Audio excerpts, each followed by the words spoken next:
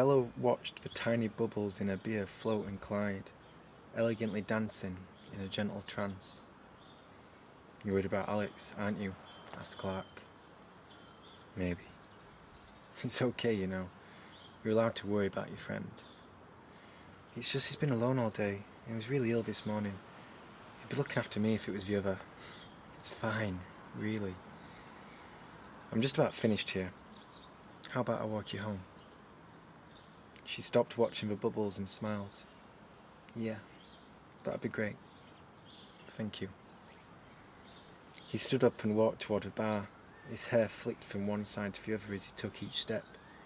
She focused on the colour, a blend of several browns. It seemed to fade in and out, and she wondered if it was natural or not.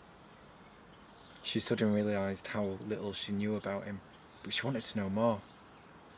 She blocked out the world and imagined his face, the face that had sat next to her for much of the day. Although she became lost in his accent and seductive tones, his face was nevertheless attractive. His pronounced cheeks allowed his mouth, eyes, and nose to seemingly reach out to her. And then his smile, a mouth that spread wide, creating a pair of dimples on either side.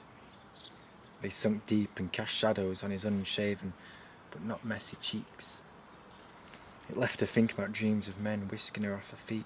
Was it this guy? She thought. Could this really be who I've been looking for? She let reality back in just in time to see the familiar face return and sit down opposite. "All done. Shall we go?" he said.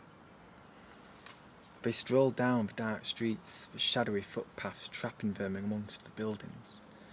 Bella was wary of leaving the moment. She wanted to hurry home and check on Alex, but was fearful she'd ever see Clark again. Surely he asked to meet up, she thought. Today's been great. Why wouldn't he want to see me again? She swayed between rational thoughts, unable to decide on the more likely outcome. She felt a connection, but she also knew the unpredictable manner of the male species.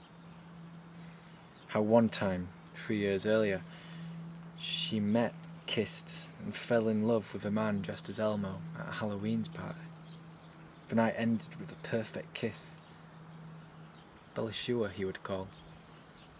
Yet the phone never rang, and once again she was left vulnerable and in tatters for weeks.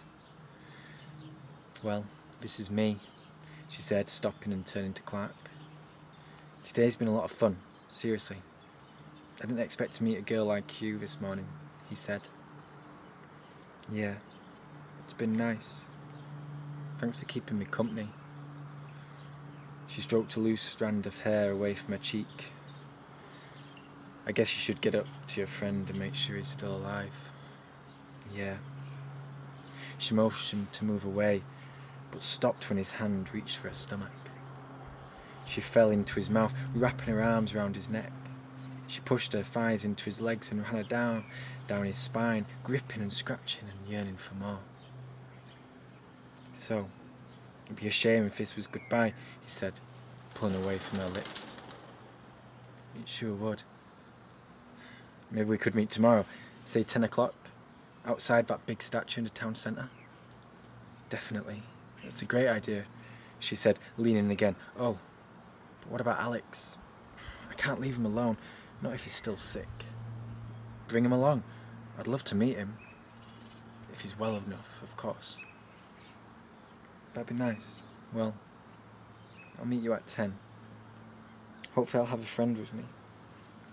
Stepping in, she reached for his cheek, resisting the urge to reach for more, and pressed her lips into his unshaven skin.